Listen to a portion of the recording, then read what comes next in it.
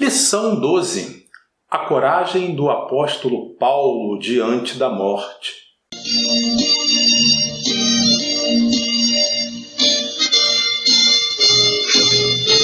Texto áureo, assim está escrito.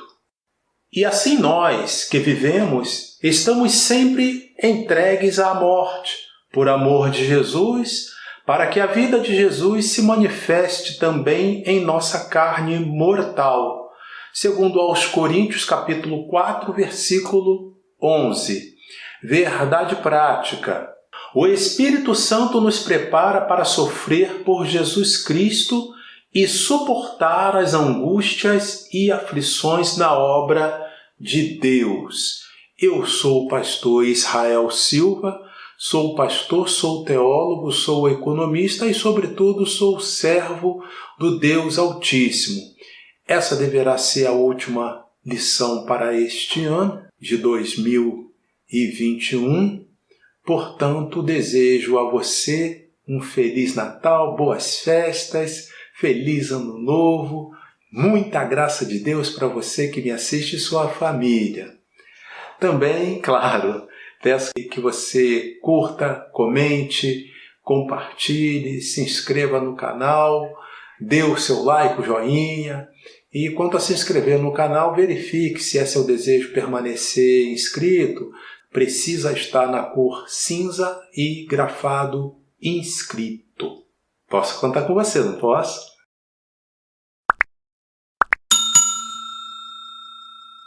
Glória a Jesus. A leitura bíblica em classe será em Atos capítulo 21, versículos de 7 a 15, que passo a ler e comentar agora. E nós, concluída a navegação de Tiro, viemos a Ptolemaida, e havendo saudado os irmãos, ficamos com eles um dia. Versículo 8. No dia seguinte, partindo dali Paulo e nós, que com ele estávamos, chegamos a Cesareia, e entrando em casa de Filipe, o evangelista, que era um dos 7, ficamos com ele. Algumas coisinhas aqui para explicar para você não ficar tão fora da lição, a menos que seja daquelas pessoas que têm já bastante intimidade com as Escrituras. Concluída a navegação de Tiro, viemos a Ptolemaida, 2 cidades no extremo oriente do mar Mediterrâneo. Então, é ali que estão essas 2 cidades. E havendo saudado os irmãos, ficamos com eles um dia. No dia seguinte, partindo dali Paulo e nós. Por que essa expressão Paulo e nós? Porque quem está narrando aqui é o escritor do livro de Atos, que é Lucas, o mesmo que escreve o terceiro evangelho, o evangelho de Lucas. Então ele é o escritor do livro de Atos, então ele está narrando por isso essa inclusão e evidentemente que ele está presente nessa reunião que está acontecendo. Cita ainda o versículo 8, chegando já a Cesareia, né? Cesareia é uma praia muito boa. Quando a gente fez a viagem para Israel, tivemos a oportunidade de ir até lá e pelo menos ali contemplar a praia. Tal. Deu até ali para, digamos, molhar os pés ali na água da praia. Uma prazinha mansa, lugar bem bonito. E entrando na casa de Filipe, o evangelista, que era um dos 7. Esse um dos 7 significa aquele trecho lá de Atos, eu vou deixar aqui para você, quando Pedro disse, olha, escolhamos homens de fé, de boa reputação, cheios do Espírito Santo, para que tome conta desse negócio. Esse negócio era a administração da igreja que se formava. A igreja, as pessoas reunidas, né? As pessoas que vinham para o Evangelho, aquela primeira geração da igreja primitiva. E porque nós, dizia Pedro, cuidaremos da pregação da palavra e do ensino da palavra. E foram escolhidos 7 homens, por isso que fala aqui um dos 7. Um daqueles 7 é Filipe. Mais visível, né, que alcança mais visibilidade, foi justamente o que foi martirizado, Estevão. Então tinha Estevão, tinha Filipe, dentre outros. A gente chama na Bíblia da geração dos primeiros diáconos. Versículo 9. Tinha este quem? Filipe, 4 filhas donzelas que profetizavam. Aí eu sugiro que você veja a lição 5, dons de elocução. E o link vai estar na descrição para você. Versículo 10. E demorando-nos ali por muitos dias, chegou da Judéia um profeta, por nome Ágabo. Essa maneira de se dirigir falou das filhas de Filipe que profetizavam e agora diz que chegou um profeta. Ora, então, por esse contexto aqui, mesmo que a pessoa tenha profetizado uma vez, ou algumas poucas vezes no caso, ainda não deveria ser chamado de profeta, mas isso é a discussão que está justamente nessa lição. Vou indicar mais uma vez aqui, dons de elocução. O link está na descrição, aqui embaixo. Você virar o celular na vertical, aí você consegue acessar e ver. Versículo 11. E vindo ter conosco, tomou a cinta de Paulo, e ligando-se os seus próprios pés e mãos, disse: Isto diz o Espírito Santo, assim ligarão os judeus em Jerusalém o varão de quem é esta cinta e o entregarão nas mãos dos gentios. Está percebendo? Ele pegou o cinto de Paulo, ligou com aquele cinto os próprios pés e disse: assim será ligado o dono desse cinto, ou seja, para quem era a profecia, para o apóstolo Paulo. Versículo 12 agora. E, ouvindo nós isto, rogamos-lhe, tanto nós como os que eram daquele lugar, que não subisse a Jerusalém. Nós, o conjunto de pessoas que estavam ali, incluindo, evidentemente, Lucas, rogamos-lhe. Rogamos a quem? Rogamos a Paulo, o apóstolo Paulo, para que não subisse, para que não fosse para Jerusalém. Subisse a Jerusalém, porque Jerusalém realmente é no alto. É uma cidade no alto, no planalto. Mas Paulo respondeu: Que fazeis vós, chorando e magoando-me o coração? Porque eu estou pronto, não só a ser ligado, mas ainda a morrer em Jerusalém pelo nome do Senhor Jesus. E, como não podíamos convencê-lo, nos aquietamos, dizendo: faça-se a vontade do Senhor. E o versículo 15 que encerra essa leitura. Depois daqueles dias, havendo feito os nossos preparativos, subimos a Jerusalém. Então, Lucas deixa claro que ele continuou com Paulo, pelo menos até esse trajeto de onde eles estavam até Jerusalém. Ptolemaida até Jerusalém. Objetivo geral da lição: conscientizar a respeito da coragem diante da morte. Nosso Senhor deseja que tenhamos consciência a respeito do nosso chamado no reino de Deus. Muitas vezes, esse chamado requer padecimento. Se estamos na direção do Espírito, isso deve nos dar coragem para fazer a sua vontade, mesmo que essa atitude coloque em risco a nossa vida. É sobre essa coragem para fazer a vontade de Deus que estudaremos nesta lição. Lição esta que será ministrada em 3 capítulos, sendo capítulo 1, a consciência de Paulo quanto a padecer por Jesus. Capítulo 2, a coragem para enfrentar as ameaças de morte. Capítulo 3, acusações e a prisão de Paulo no templo. Nas primeiras lições deste estudo, vimos que por meio da resposta divina a Ananias, nosso Senhor diz que Paulo haveria de padecer pelo seu nome. Esse tempo havia chegado para o apóstolo, haja vista o seu desejo de ir a Jerusalém, mesmo após ouvir o profeta Ágabo dizer-lhe que os judeus o entregariam nas mãos dos gentios. Entretanto, por meio do Espírito Santo, Paulo discerniu que era a vontade de Deus que ele enfrentasse prisões e açoites pelo nome de Jesus, conforme ele mesmo reconhece: abre aspas. Mas em nada tenho a minha vida por preciosa, contando que cumpra com alegria a minha carreira. Atos capítulo 20, versículo 24, fecha aspas. A profecia de Ágabo, porém, não tinha caráter decisivo, mas deixava o apóstolo com a consciência livre para ir ou não a Jerusalém. Ele sabia que seu sofrimento era inevitável, primeiramente em Cesareia, depois em Jerusalém. É preciso que todo obreiro tenha pleno discernimento das circunstâncias por fazer a vontade de Deus. Paulo tomou uma embarcação que ia de Mileto para Tiro. Tiro é o nome de uma cidade, tá? E sua despedida em Mileto foi muito especial. O apóstolo decidiu em seu coração que deveria ouvir a voz do Espírito e partir. Nada mais o prenderia, nem mesmo os filhos da fé que ele fizera para Cristo.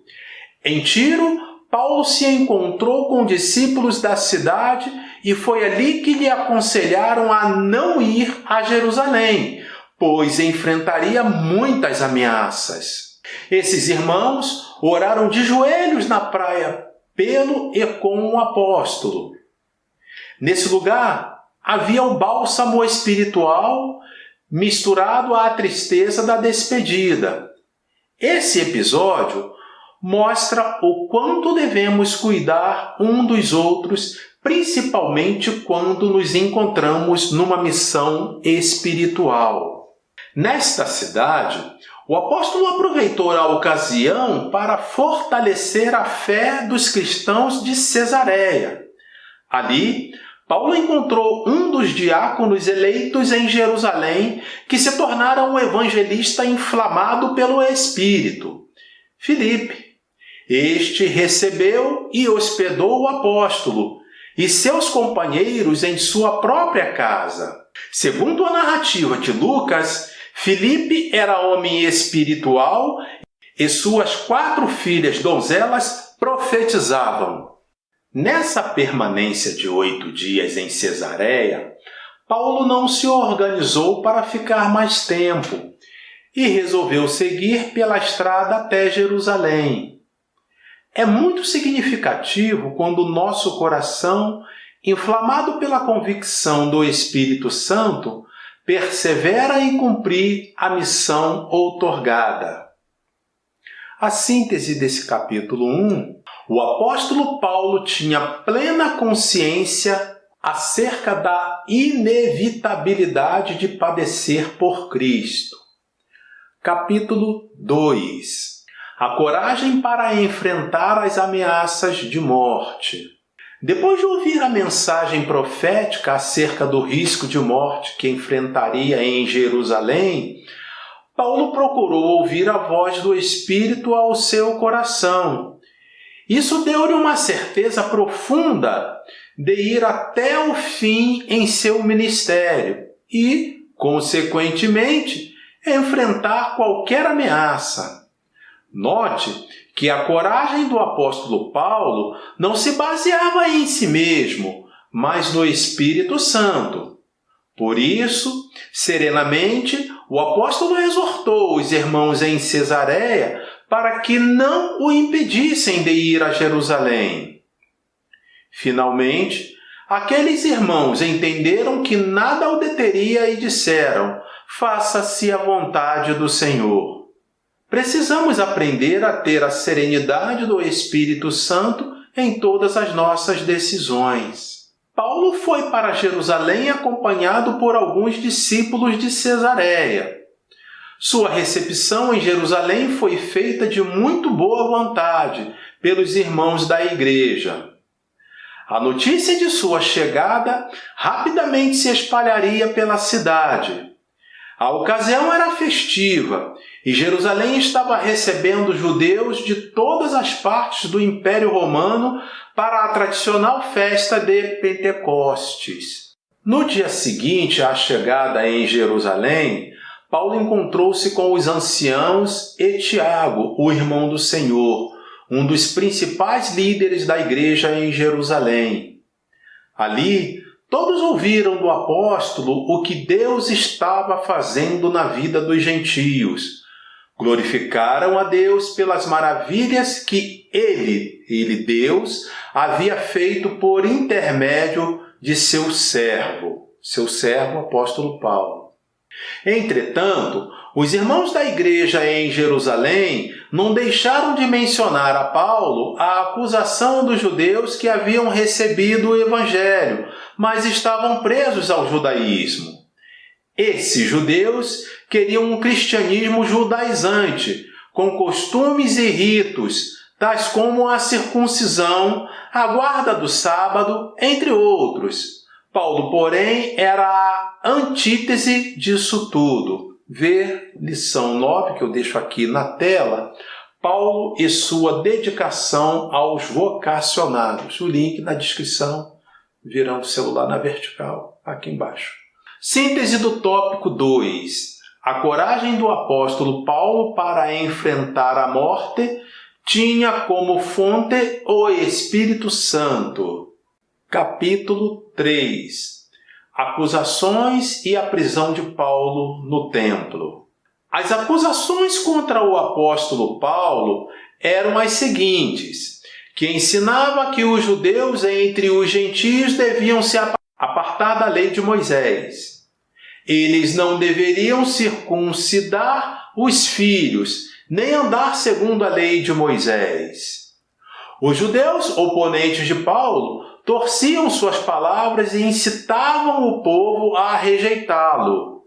Os judeus incitavam o povo judeu, e principalmente aqueles que se aproximavam do cristianismo e, claro, aqueles que permaneciam como o que seria os judeus ortodoxos, que era o judaísmo puro. Todo esse grupo se unia contra o apóstolo Paulo.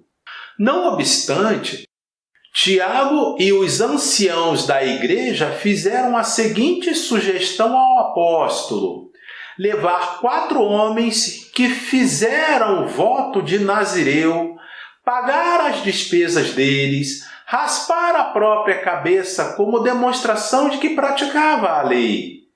Ainda que isso de nada servisse para Deus, o apóstolo passou pelo ritual de purificação com os nazireus a fim de estar no templo.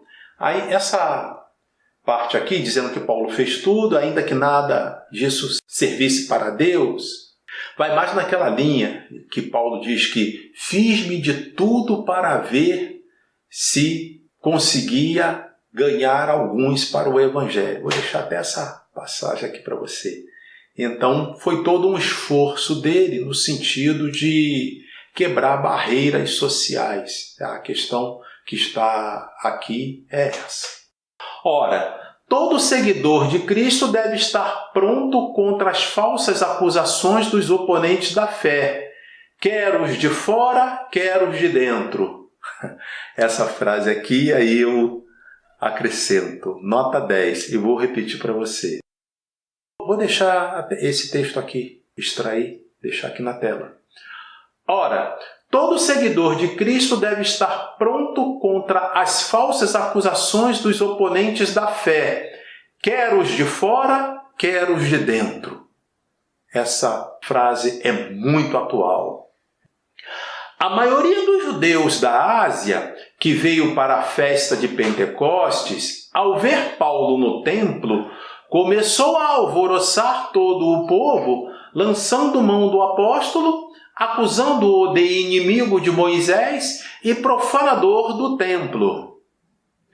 Os homens que ouviram esses incitadores agarraram o apóstolo e o arrastaram para fora do templo, fechando suas portas.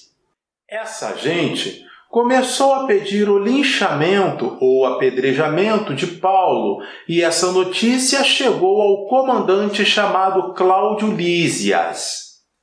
Este investigou o problema, prendeu e algemou o apóstolo, levando-o ao quartel-general que ficava na Torre Antônia, onde eram colocados seus presos. Não nos esqueçamos dos milhares de cristãos que têm sua liberdade cerceada por causa de sua fé em Cristo.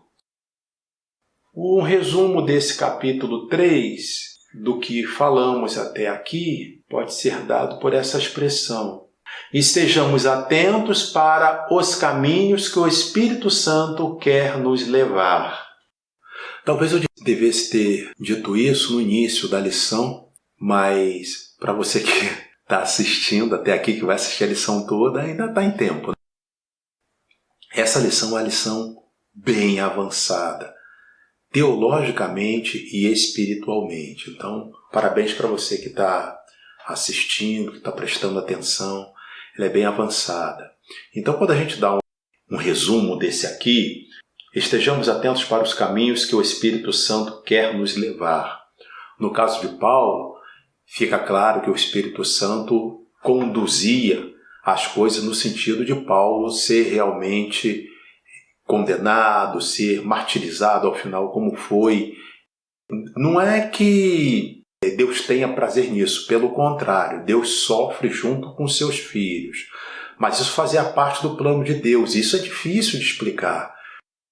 O plano de Deus para a salvação foi enviar o seu Filho que, sendo Deus, não tendo pecado, foi humilhado, foi achincalhado, por fim foi inocentemente condenado à morte, como registra bem a Epístola de Paulo aos Filipenses, e morte de cruz. E morte de cruz porque era morte, além de ser das mais miseráveis, era morte que, por exemplo, não se aplicava ao cidadão romano. Então, além de ser da morte destinada aos mais miseráveis, era a morte mais dolorosa que tinha. Isso é o plano de Deus. Procurar explicar isso é difícil e eu não tenho todas as palavras para explicar. Vou confessar aqui.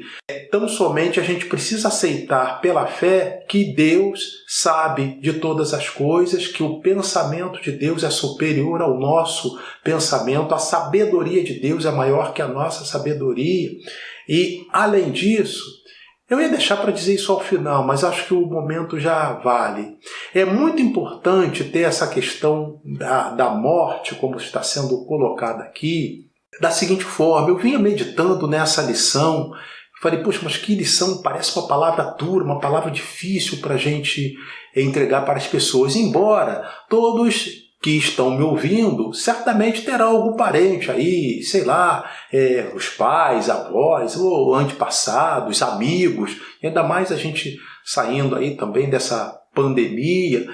Teve pessoas que você viu partir, eu tenho pessoas que eu vi, tinha pessoas, né, que eu vi partir para a eternidade.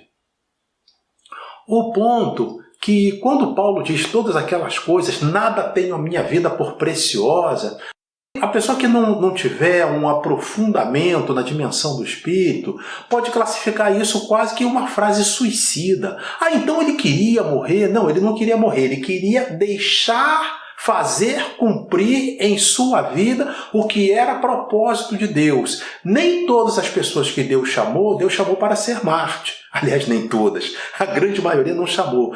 E eu me lembro também de uma passagem que, mais na frente, nesse caminho mesmo, do que vai ser essa viagem que Paulo vai sair daqui de Jerusalém, na sequência disso, já preso para Roma, vai chegar um momento que vai ter uma autoridade que vai chegar para ele: ô Paulo, será que você também vai querer me fazer cristão?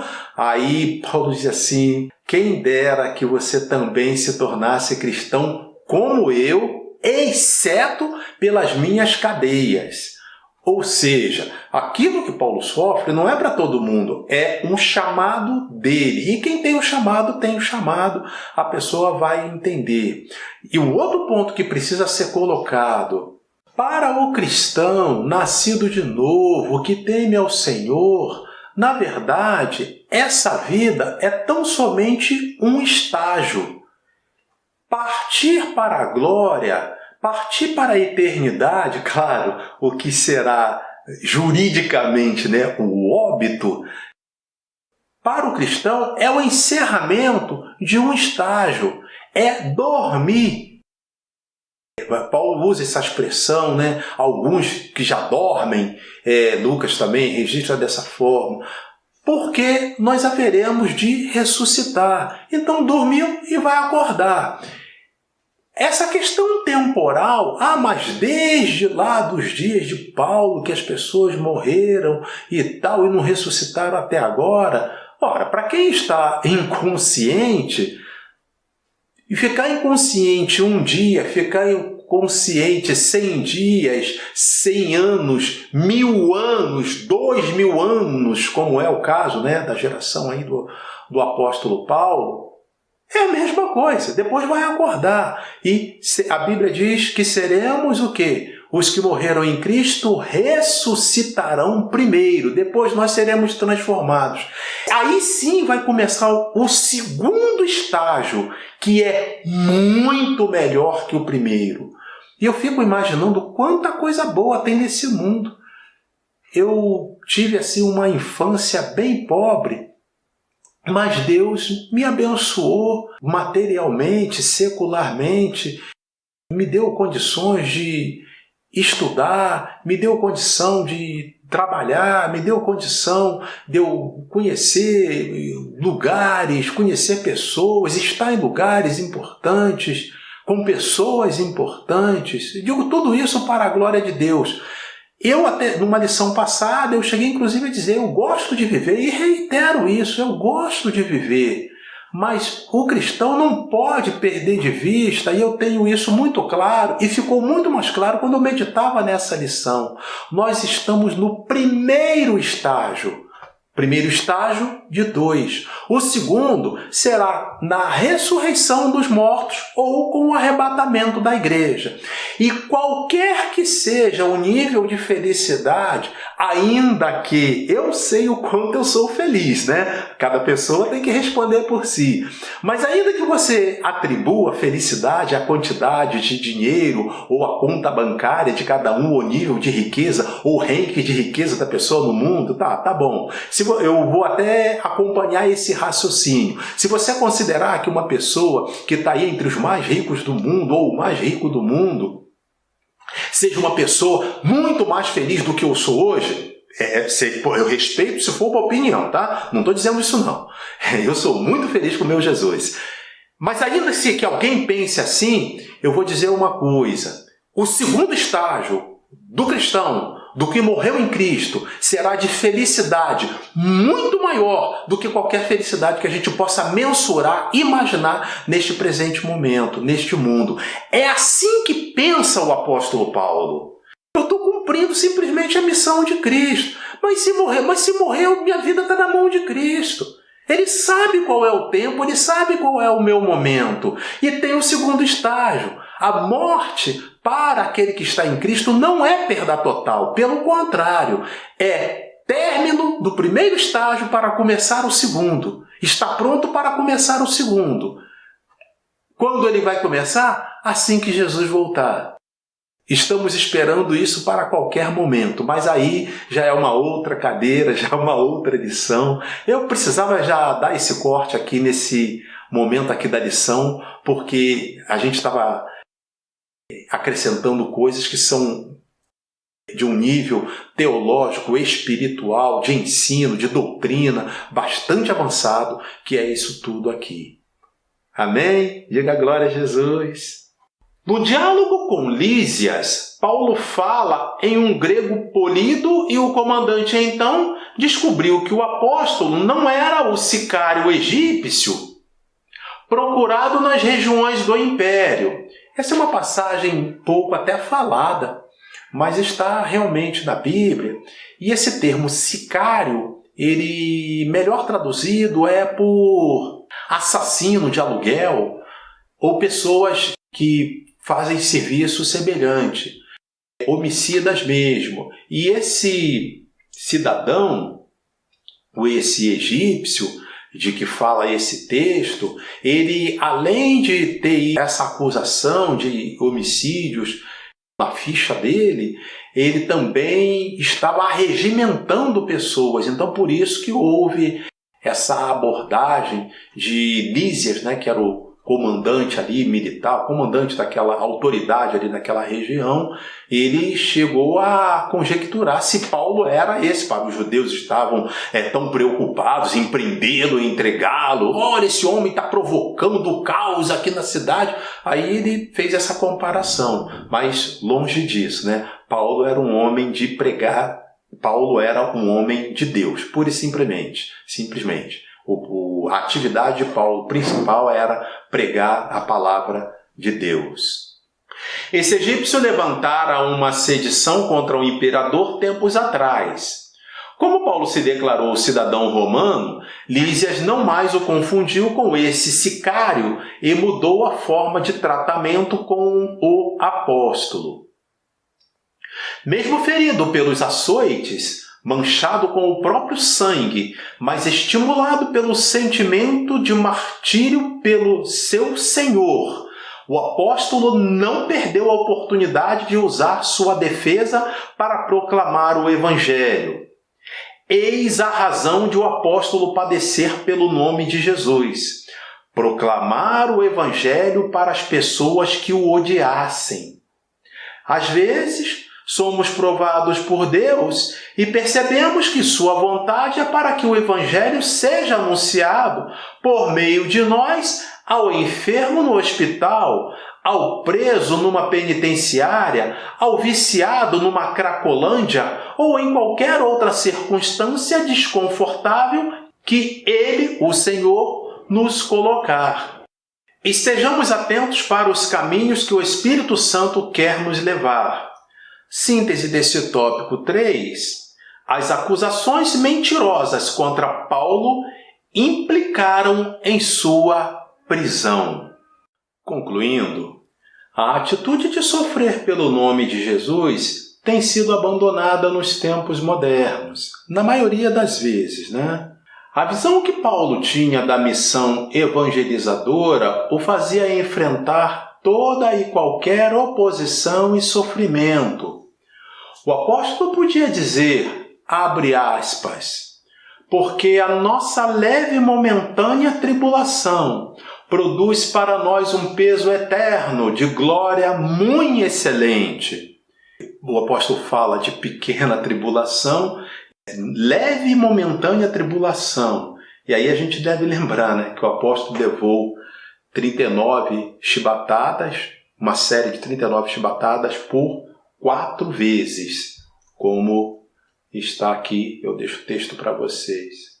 Também a gente pode colocar como conclusão essas sínteses dos capítulos. Então, número 1, apóstolo Paulo tinha plena consciência acerca da inevitabilidade de padecer por Cristo. 2, a coragem do apóstolo Paulo para enfrentar a morte tinha como fonte o Espírito Santo. E 3, as acusações mentirosas contra Paulo implicaram em sua prisão.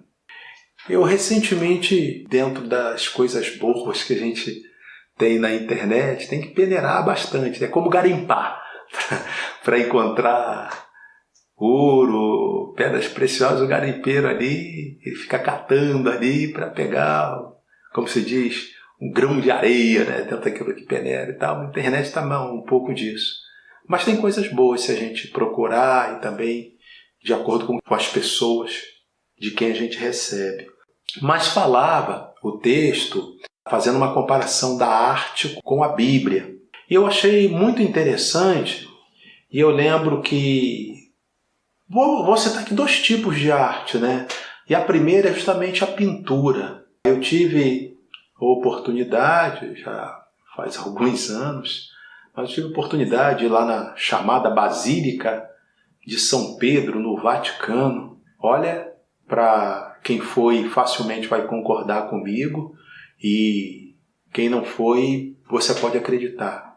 É bonito. Que pinturas, que arte, que obra de arte, que projeto, que arquitetura, que tudo. É muita arte, muito bem executada que tem ali dentro. E também eu me lembro assim, de citar um quadro que ou é o mais famoso ou está entre os mais famosos, até pessoas que não têm tanta ligação com pintura como eu, desse vai se lembrar, chamado A Última Ceia. Tem ali Jesus no meio e os apóstolos estão ali, seis de um lado, seis de outro. A Última Ceia, que está lá em Milão.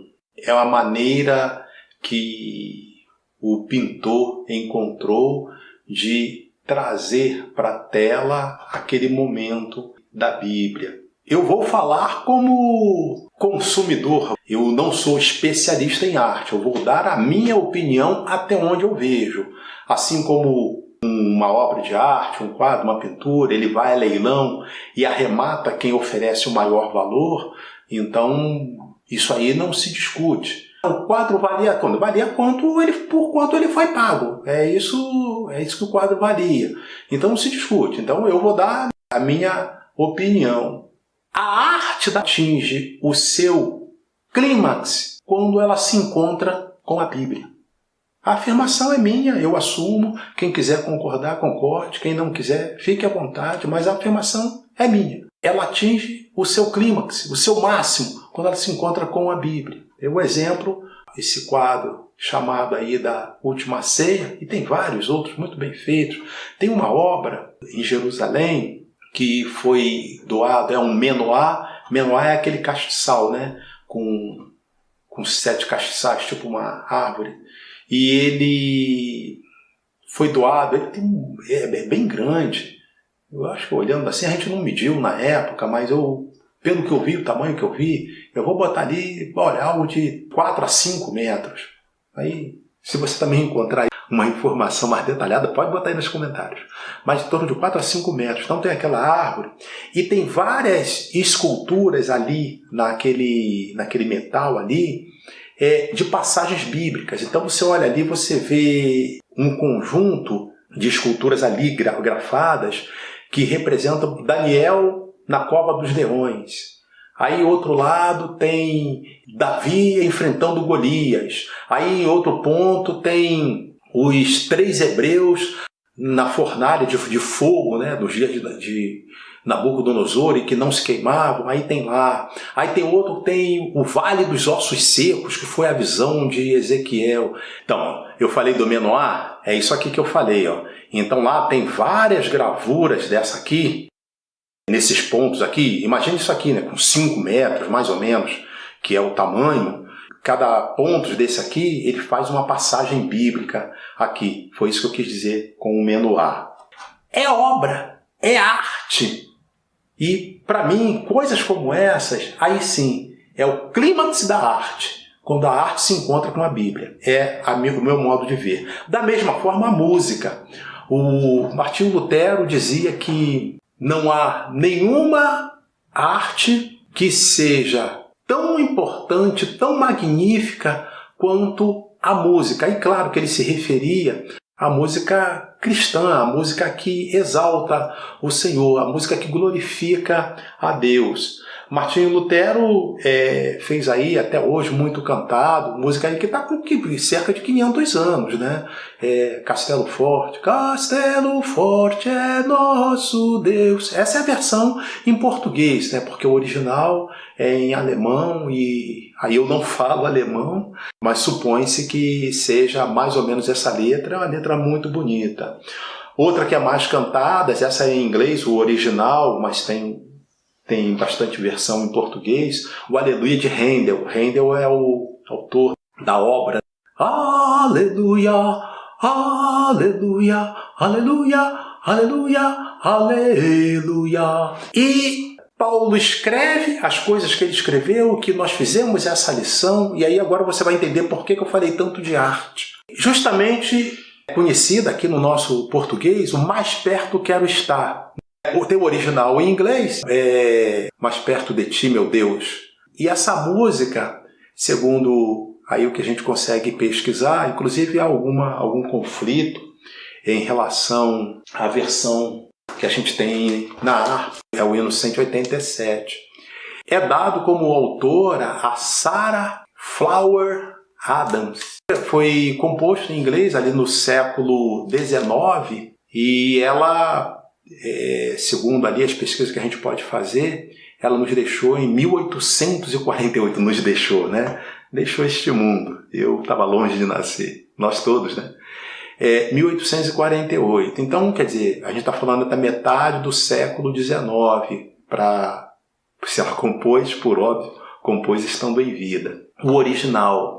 Ora, desde que Paulo escreveu até essa época, então vai se passar aí 1800 anos, por aí assim, pode ser que tenha existido, mas eu não tenho conhecimento e nunca vi nada parecido. É a música que mais traduz tudo isso que o apóstolo Paulo fala sobre o ministério dele, sobre a morte. Essa música acabou ficando famosa por ocasião da tragédia do Titanic, que foi em 1912, e segundo os relatos mais confiáveis que se tem daquela tragédia, do que se tem registro histórico, foi que um grupo de músicos e pessoas cantando, quando viram que não tinha mais como escapar daquele naufrágio, e que a maioria iria perder mesmo suas vidas, começaram a cantar: mais perto quero estar, meu Deus, de ti.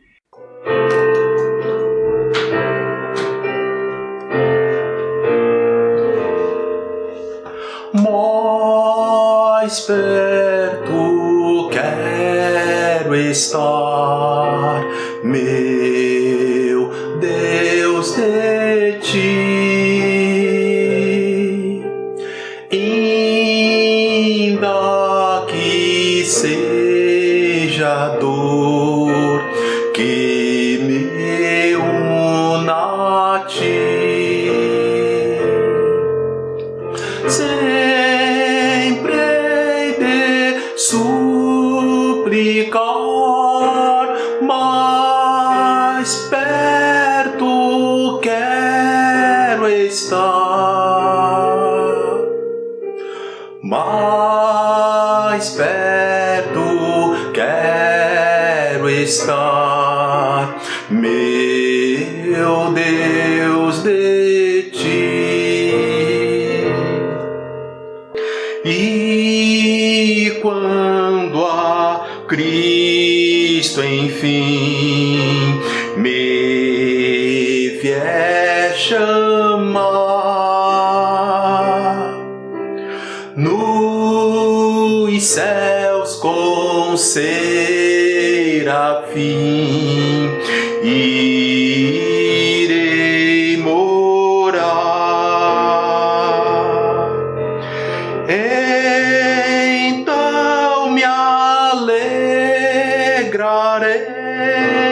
perto de ti, meu Rei,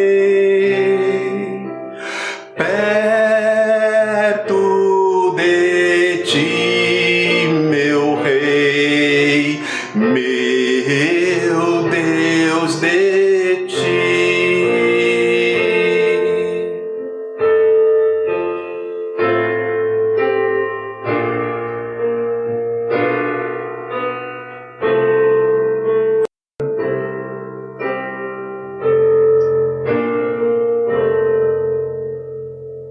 Curta, comente, compartilha, dê o joinha, se inscreva no canal. Feliz Natal para você, feliz 2022 e como comentário você pode pelo menos dizer isso aí também, né? Feliz Natal também para mim, para minha família e tal, vou ficar feliz de ouvir. Deus abençoe você e sua casa, em nome de Jesus. Amém.